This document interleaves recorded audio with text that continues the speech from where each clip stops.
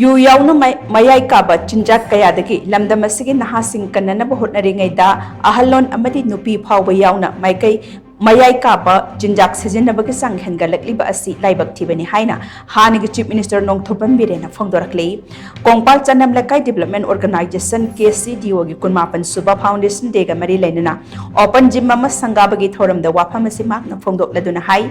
hakchang sajel tawninglabasu gym gi membership fee piduna gym da chatlaga sanaba ngamjadaba sing adugidamak khalaga open gym sing asi lamdam asigi tungan mafamda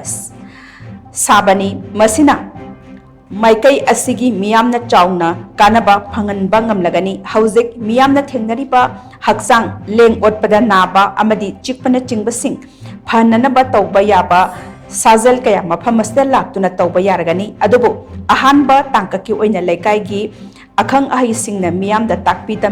tambiraba matungda open gym asida thamliba khuchu kholai sing asi matau karamna sizinnagadage haibadu miyamda mayek sengna khangananabagi tangai phadaba lei haina su hanigi chief minister nongthom birena makhatana phongdokhi kongpal chanam lekai de leiba KCDO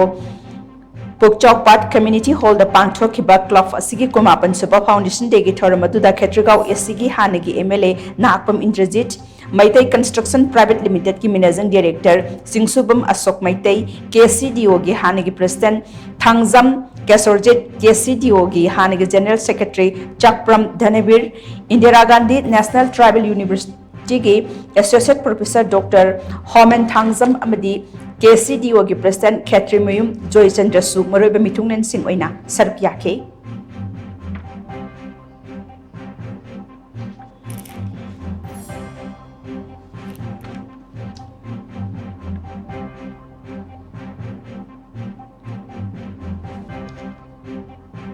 drug kumba yu kumba da sumna ka society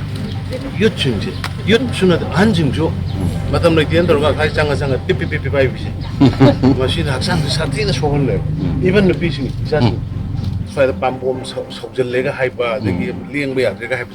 tam na sida lo yaw bani pam pom gi sana na ba adagi khwang na ba gi sana na ba ka lo yaw bani adu koi homen dorga